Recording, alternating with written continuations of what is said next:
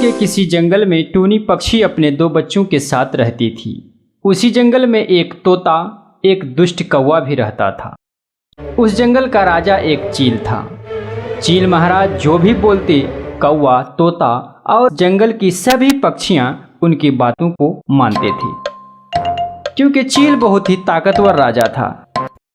एक दिन चील महाराज कौवा, तोता और टूनी को अपने राजमहल में बुलाने के लिए अपने सेनापति से कहते हैं। सेनापति, कौवा, तोता, टूनी को राजमहल बुला कर लाओ। अभी जाता हूँ महाराज। यह कहकर सेनापति उन्हें बुलाने चले जाते हैं। सबसे पहले वह टूनी के पास जाते हैं और उससे कहते हैं, ओ टूनी, तुम्हें महाराज ने अपने राजमहल में बुलाए हैं। उसके बाद वह तोता के पास चला जाता है और उसे वही बात बोलते हैं। उसके बाद वह कौवा के पास भी जाता है और उसे भी बुला लाता है। फिर इधर टूनी के छोटे छोटे बच्चे टूनी से बोलता है, मम्मा मम्मा, अचानक महाराज ने तुम्हें क्यों बुलाया है? हो सकता है कोई जरूरी काम होगा। चलो तुम सब मेरे साथ। फिर टूनी, उसके बच्चे, तोता, कौवा सभी महाराज के पास जाने लगते हैं। कुछ ही समय के बाद वे सभी राजमहल पहुंच जाते हैं। राजमहल पहुंचने के बाद सबसे पहले तोता महाराज से कहता है, क्या हुआ महाराज? हमें आप इस तरह अचानक क्यों बुलाए हैं? बोलिए महाराज, क्यों बुलाए हैं? महाराज, इस तरह से अचानक क्यों बुलाए हैं? कुछ समझ में नहीं आया। तब महाराज बोलते हैं, सुनो, तुम्हें बुलाने का कारण है, मुझे पास वाले जंगल के महाराज से कुछ जरूरी बात करने के लिए जाना होगा। मुझे वापस लौटने में 2-3 दिन लग जाएंगे। तभी तोता बोलता है, दूसरे महाराज से बात करने जा रहे हैं, ये तो ठीक है, पर हमें यहाँ क्यों बुलाए हैं? अरे तोता, तुम कुछ ज्यादा ही बोल रही हो। पहले मुझे मेरी बात खत्म तो करने दो। क्षमा करें महाराज, आप अपनी बात कीजिए। तुम लोग ध्यान से सुनो। मैं जो बाहर जा रहा हूँ, तो अब तुम सबको ही राजमहल की देखभाल करनी होगी, क्योंकि राजमहल में अब कोई नहीं रहेंगे। क्यों महाराज? आपके साथ जो सेनापति है उन्हें रखकर जाएंगे तो क्या होगा? अरे कौवा, तुम भी ना। मैं क्या अकेला इस जंगल से बाहर चला जाऊंगा? अगर अकेला जाऊंगा तो कोई विपत्ति आए तो कौन मेरा रक्षा करेगा? इसीलिए मेरा सेनापति को मैं अपने साथ लेके जाऊंगा। तभी टूनी बोलती है, कोई बात नहीं महाराज, हम सब राजमहल का देखभाल अच्छी तरह से कर लेंगे। टूनी, तुम यही सब कारण के लिए बहुत अच्छी लगती हो। तुम सही में बहुत अच्छी हो। इसलिए मैं सोच रहा हूँ कि मेरे गुजरने के बाद तुम्हें यह मुकुट पहनाकर इस जंगल की रानी बनाऊंगा। यह बात सुनकर कौवा मन ही मन जलने लगता है और मन ही मन बोलता है, चील महाराज ये क्या बोल रहे हैं? उनके मरने के बाद ये मुकुट टूनी को दिया जाएगा और वह इस जंगल की रानी होगी। तभी तोता बोलता है, महाराज, टूनी तैयार है और मैं भी तैयार हूँ। क्या कौवा, तुम तैयार हो या नहीं? जी, मैं भी तैयार हूँ। पर मैं मेरा सर का मुकुट यही छोड़कर जाऊंगा। तुम सब इसकी देखभाल करना। क्यों महाराज? इतनी कीमती चीज आप तो अपने साथ भी ले जा सकते हैं। अरे तोता, तुम बेवकूफ हो क्या? अगर मैं यह मुकुट लेकर जंगल से गुजरूं तो जंगल के डाकू इस मुकुट की लालच में मुझे जान से भी मार सकता है। सही बात है, पर मैंने यह तो सोचा ही नहीं था। सुनो, तुम तीनों इस मुकुट का पहरा 1-1 दिन करके 3 दिन करोगे। इससे तुम्हें परेशानी कम होगी। अगर 3 दिन कोई एक ही पक्षी इस मुकुट का पहरा करेगा तो उससे बहुत ज्यादा परेशानी होगी। तभी टूनी बोलती है, आप फिक्र ना करें महाराज, हम लोग 1-1 दिन इस मुकुट का पहरा करेंगे। यह कहकर सब अपने अपने घर वापस चले जाते हैं। अगले दिन चील महाराज तोता, कौवा और टूनी को सब कुछ समझाकर अपने सेनापति के साथ दूसरे जंगल जाने के लिए रवाना हो जाते हैं और तोता, कौवा और टूनी राजमहल में रह जाते हैं। तभी तोता बोलता है, टूनी और कौवा भाई, आज रात मैं इस मुकुट का देखभाल करूंगा। तुम सब अपने अपने घर चले जाओ। तब कौवा बोलता है, ठीक है, लेकिन कल मैं मुकुट का देखभाल करूंगा। यह कहकर कौवा और टूनी अपने घर वापस चले जाते हैं और इधर तोता सारी रात जाग जाग कर मुकुट का पहरा करता रहता है। सुबह होने पर कौवा और टूनी राजमहल आ जाते हैं। तब कौवा बोलता है, मैं बोला था कि कल मुकुट की देखरेख की बारी मेरी होगी। अब तुम सब अपने अपने घर चले जाओ। ठीक है कौवा भाई। यह कहकर टूनी और तोता अपने अपने घर चले जाते हैं और इधर कौवा मुकुट को अपने सिर पर रखकर बोलता है, अगर यह मुकुट हमेशा मेरे सिर पर होता तो मैं ही इस जंगल का राजा होता, पर मैं इस मुकुट को तो लेकर भाग भी नहीं सकता। यह कहकर कौवा मुकुट अपने सिर से उतार कर रख देता है और सोचने लगता है कि किस तरह इस मुकुट को अपने साथ ले जा सकता हूँ। इस तरह सोचने के बाद कौवा फिर बोलता है, चील महाराज बोल रहे थे कि टूनी को इस जंगल की रानी बनाएंगे। ये तो मैं हरगिज होने नहीं दूंगा, पर मैं अब क्या करूं? हाँ, अगर मैं एक काम करूं तो इसे चुरा सकता हूं। अगले दिन मुकुट की देखभाल टूनी करेगी। मैं इस मुकुट को कल चुरा कर ले जाऊंगा। छानबीन के बाद पता चलेगा कि टूनी उस दिन मुकुट का पहरा कर रही थी। मुकुट नहीं मिलने पर टूनी को जंगल से निकाल दिया जाएगा। उसे निकालने के बाद चील महाराज मुझे मुकुट पहनाकर इस जंगल का राजा बना देंगे। यह सोचकर कौवा मुकुट का पहरा करने लगता है। सुबह होने पर टूनी अपने बच्चों से बोलती है, मेरे बच्चों, आज मैं घर नहीं आऊंगी क्योंकि आज मुकुट की देखभाल की बारी मेरी है। यह कहकर टूनी राजमहल की ओर चल देती है। राजमहल पहुंचकर वह बोलती है, तोता और कौवा भाई, आप दोनों एक एक दिन करके मुकुट की देखभाल किया। आज तीसरा दिन है। आज मैं मुकुट की देखभाल करूंगी। अब आप लोग घर चले जाइए। टूनी की बात सुनकर तोता और कौवा अपने अपने घर चले जाते हैं और इधर टूनी मुकुट का पहरा करने लगती है और कौवा घर जाकर बेहोशी का इंजेक्शन लेकर कहने लगता है, टूनी, आज मैं तुमको बेहोशी का इंजेक्शन लगाकर बेहोश कर दूंगा और उसके बाद मुकुट लेकर अपना घर आ जाऊंगा। कुछ ही देर के बाद कौवा टूनी के पास आ जाता है और टूनी से बोलता है, टूनी, क्या तुम सारी रात मुकुट का पहरा कर लोगी? अगर बोलो तो मैं तुम्हारी मदद कर दूं। अरे कौवा भाई, तुम फिर आए हो। मैं कर लूंगी, तुम यहाँ से जाओ। इस तरह दोनों बात कर रहे होते हैं। बात करते करते अचानक कौवा बेहोशी का इंजेक्शन निकालकर टूनी को लगा देता है, जिससे टूनी बेहोश होकर नीचे गिर जाती है। उसके बाद कौवा मुकुट चुराकर भाग जाता है। अगले दिन सुबह होने पर चील महाराज राजमहल आ जाते हैं। आकर देखते हैं कि टूनी सो रही है और मुकुट वहां नहीं है। यह देखकर चील महाराज टूनी को जगाने लगते हैं। टूनी, ओ टूनी, तुम क्यों सो रही हो और मेरा मुकुट कहाँ है? महाराज के जगाने के बाद टूनी जग जाती है। टूनी के जग जाने पर महाराज टूनी से बोलते हैं, क्यों रे टूनी, तुम सो क्यों रही थी और मेरा मुकुट कहाँ है? मैं समझ नहीं पा रही हूँ कि मैं क्यों सो रही थी और मुकुट तो मेरे पास ही था। मेरे साथ मजाक मत करो टूनी, सही बात बोलो, मुकुट कहाँ है? विश्वास कीजिए महाराज, मुझे कुछ याद नहीं आ रहा। इस तरह बातचीत चल रही होती है। इसी बीच तोता, कौवा और टूनी के बच्चे वहां आ जाते हैं और फिर तोता बोलता है, महाराज, आप आ गए, सब ठीक तो है ना? चुप कर, पहले ये बता कि मेरा मुकुट कहाँ है। तब कौवा बोलता है, पहला दिन तोता मुकुट का देखभाल किया, दूसरे दिन मैं और तीसरे दिन टूनी मुकुट की देखभाल कर रही थी। टूनी से ही पूछिए मुकुट कहाँ है। टूनी, मुकुट कहाँ है? निकालो, कहाँ रखी हो तुम? सच सच बताओ।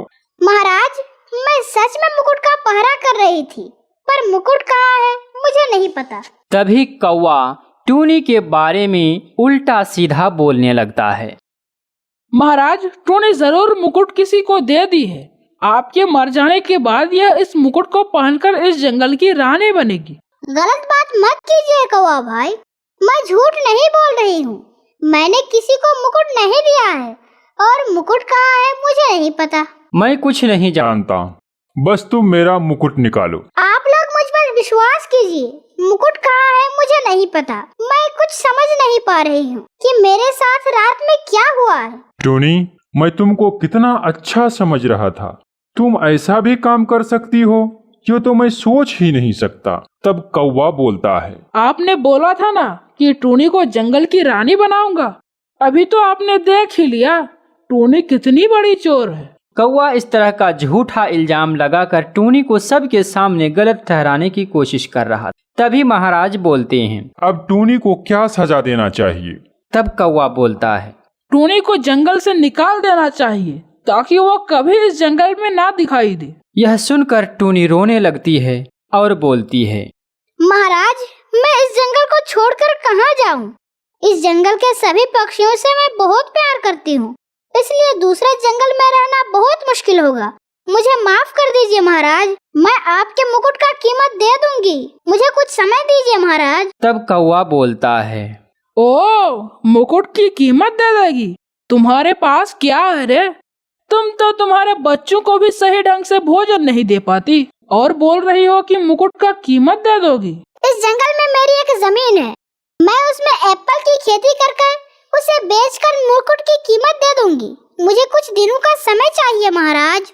तुमने जो जुर्म किया है, तुमको तो मौत की सजा देता, पर तुम्हारे बच्चों को देखकर तुम्हें छोड़ रहा हूँ। चलो, मैं तुमको कुछ समय देता हूँ। टूनी को कुछ समय देने पर कौवा मानने के लिए तैयार ही नहीं होता। वह बोलता है, ये क्या बोल रहे हैं महाराज? टूनी चोर को और समय दे रहे हैं। तुम ज्यादा मत बोलो कौवा। टूनी बोल रही है ना कि वह एप्पल की खेती करेगी और उसे बेचकर मुकुट की कीमत दे देगी, इसलिए टूनी को समय दिया जा रहा है। तुम ज्यादा बीच में मत बोलो। फिर कौवा, तोता और टूनी और उसके बच्चे अपने अपने घर चले जाते हैं। कौवा घर आकर मुकुट को सिर पर रखकर बोलता है, हा हा हा, मुकुट चोरी मैंने किया और सारा इल्जाम टूनी पर आया। कुछ देर मुकुट पहनने के बाद वह सिर से मुकुट उतार कर रख देता है और उसे ढक देता है। और इधर टूनी अपने बच्चों के साथ खेत पर पहुंचती है और बोलती है, हमें इस जमीन पर एप्पल की खेती करनी होगी। एप्पल होने के बाद हमें उसे बेचकर महाराज को मुकुट की कीमत देना होगा। तुम लोग मेरी मदद करो। ठीक है मम्मा, हम सब आपकी मदद करेंगे। चलो हम लोग बाजार से बीज लेकर आते हैं। ठीक है मम्मा, अब हम चलते हैं। यह कहकर टूनी अपने बच्चों के साथ बीज खरीदने बाजार चली जाती है। कुछ देर के बाद वह थैला में एप्पल का बीज लेकर आ जाती है और उसे अपने खेत में बो देती है। इस तरह कुछ दिन बीतने के बाद जब वे अपने खेत आते हैं तो वे देखते हैं कि उसने जो बीज बोया था उस बीज से पेड़ उगकर पेड़ बड़े बड़े हो गए हैं और उसमें बड़े बड़े सुंदर सुंदर एप्पल भी लग चुके हैं। यह देखकर वे सब खुश हो जाते हैं और फिर टूनी का एक बच्चा बोलता है, मम्मा मम्मा, इतने सारे एप्पल, हम लोग इसे बाजार में बेचेंगे। हाँ मेरे बच्चे, महाराज ने हम लोगों को बहुत समय दिया है। अभी ये सब एप्पल बेचकर हम उन्हें उनका मुकुट की कीमत दे देंगे। चलो बच्चों, अब घर चलते हैं और घर से बोरी लेकर आते हैं। उसके बाद सारे एप्पल तोड़कर बोरी में डालकर बाजार में बेचेंगे। यह कहकर वे सभी बोरी लाने घर चला जाता है। कुछ देर के बाद कौवा टूनी के एप्पल के खेत में आ जाता है और देखता है कि खेत में तो बहुत सारा एप्पल लगे हुए हैं। इतने सारे एप्पल? अगर टूनी इतने सारे एप्पल बेचेगी तो वह महाराज को मुकुट की कीमत दे देगी। मैं एक काम करता हूँ, मैं टूनी के खेत में आग लगा देता हूँ, फिर सारे एप्पल जल जाएंगे। तब टूनी एप्पल भी नहीं बेच पाएगी। अगर एप्पल नहीं बेच पाएगी तो मुकुट की कीमत भी नहीं दे पाएगी। तभी गुस्सा होकर महाराज टूनी को जंगल से निकाल देंगे। उसके बाद जंगल का राजा मुझे ही बनाएंगे। यह सोचकर कौवा टूनी के खेत में आग लगा देता है।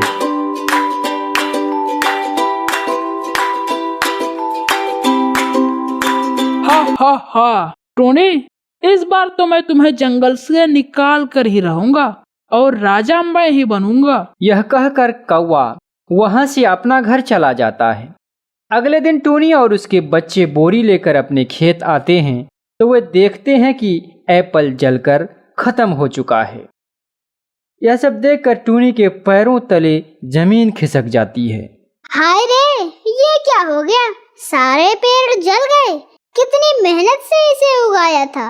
अब मैं कैसे महाराज को मुकुट का दाम दूंगी? मम्मा, क्या हम लोग एप्पल बाजार में नहीं बेच पाएंगे? नहीं मेरे बच्चे, अब हम एप्पल नहीं बेच पाएंगे। अब लगता है सभी पक्षी और महाराज हमें मार डालेंगे। यह कहकर टूनी रोने लगती है। कुछ देर के बाद टूनी महाराज के पास जाती है और सारी बातें बताती है। हम लोग हमारी जमीन में एप्पल लगाए थे, उसमें एप्पल उगा भी था। हम लोग बाजार में बेचने वाले भी थे। जब एप्पल तोड़ने गए तो देखा कि हमारे सारे एप्पल जल गए हैं। मुझे माफ कर दीजिए महाराज, मैं आपका मुकुट की कीमत नहीं दे पाई। यह सुनकर महाराज को गुस्सा आ जाता है और वह बोलता है, क्या बोली तुम अभी मेरा मुकुट की कीमत नहीं दोगी? सेनापति, जाओ जाके तोता और कौवा को बुला के लाओ, सभी को एक साथ सजा देंगे। महाराज की बात सुनकर सेनापति कौवा और तोता को बुलाने चला जाता है और फिर दोनों को राजमहल भेज देता है। जब दोनों राजमहल आ जाता है तो महाराज बोलते हैं, लगता है मुकुट अब नहीं मिलेगा। तुम सबको मैं मुकुट का देखभाल करने को कहा था। तुम तीनों ने मुकुट खो दिया है। मैं तीनों को एक एक करके मार डालूंगा। तभी कौवा बोलता है, मैं और तोता तो मुकुट का कुछ नहीं किया। मुकुट तो टूनी ने चुराया है। अब हम दोनों को क्यों सजा दीजिएगा? इधर राजमहल में महाराज, तोता, कौवा और टूनी आपस में बात कर रहे होते और उधर सेनापति सभी के घोंसले में मुकुट ढूंढने लगते हैं, यह पता करने के लिए कि हकीकत में मुकुट किसने चुराया है। इस तरह सबसे पहले वह टूनी के घोंसले में मुकुट ढूंढता है, फिर तोता के घोंसले में जाता है, फिर उन्हें वहां मुकुट नहीं मिलता है। उसके बाद अंत में सेनापति कौवा के घोंसले में आ जाता है। कौवा के घोंसले में आकर देखता है कि मुकुट छिपा कर रखा हुआ है। तब सेनापति उसे निकाल लेता है और राजमहल आ जाता है। राजमहल आकर सेनापति महाराज से बोलते हैं, महाराज, मुकुट मिल गया है। अरे, ये तो मेरा ही मुकुट है, कहाँ मिला? महाराज, मैंने पहले तोता और कौवा को आपके पास भेज दिया और आपने उन्हें बातों में उलझा रखा। और जैसा आपने बोला था कि जब सभी घोंसले से निकल जाए तब तुम उसके घोंसले में मुकुट ढूंढना, मैंने बिल्कुल वैसा ही किया। सबके घोंसले में मुकुट ढूंढा। शाबाश सेनापति, शाबाश। बोलो, किसके घोंसले में मुकुट मिला? यह सब देखकर कौवा सोचने लगता है, लगता है पकड़ा गया। आज मेरी खैर नहीं, अब क्या करूं? मुकुट कौवा के घोंसले में मिला है महाराज। अरे दुष्ट कौवा, तुमने मुकुट चुराया था। तुम तो पकड़े गए हो। अभी तुमको बताता हूँ। तब कौवा बोलता है, सेनापति झूठ बोल रहा है। मुकुट मेरे घोंसले में नहीं था। हो सकता है सेनापति खुद मुकुट छिपा कर रखा होगा। अब वह दोष दे रहा है मुझे। अरे बेवकूफ दुष्ट कौवे, मुकुट वे कैसे चुराएंगे?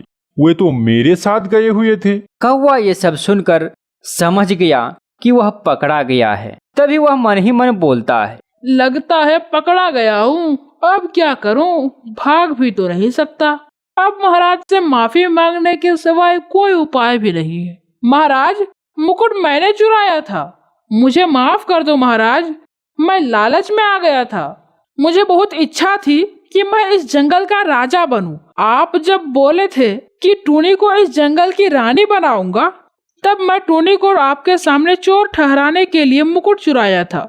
जब टूनी मुकुट की देखभाल कर रही थी, तब मैंने उसे बेहोशी का इंजेक्शन लगाकर बेहोश कर दिया था और मुकुट चुरा कर ले गया था। मुझे माफ कर दीजिए महाराज। अरे कौवा भाई, तुम ऐसा भी करोगे? ये तो मैंने कभी सोचा ही नहीं था। टूनी, मुझे माफ कर दो। महाराज से मुझे बचा लो।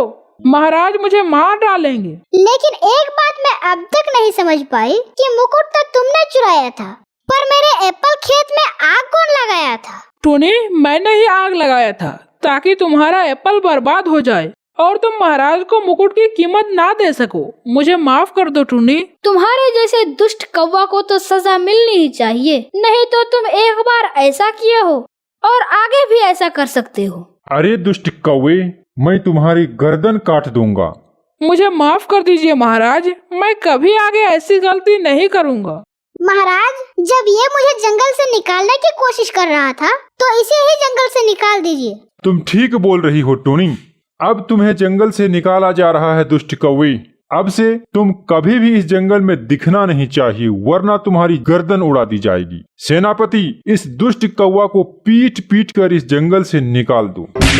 महाराज के आदेशानुसार सेनापति कौवा को पीट पीट कर जंगल से बाहर निकाल देता है। तो देखा ना दोस्तों, चोरी करने वालों के साथ कैसा व्यवहार किया जाता है। दोस्तों, वीडियो अच्छी लगी हो तो वीडियो को लाइक कर दीजिए और इसी तरह की इंटरेस्टिंग बर्ड्स स्टोरी के लिए हमारे चैनल को सब्सक्राइब करने के साथ साथ बेल के आइकन को भी दबा दें। और अगर आप भी इसी तरह की बर्ड्स स्टोरी बनाना चाहते हैं तो उसका लिंक आपको डिस्क्रिप्शन में दिया हुआ है। आप फ्री में इस तरह का बर्ड्स स्टोरी आराम से बना सकते हैं बिना किसी कॉस्ट के। धन्यवाद।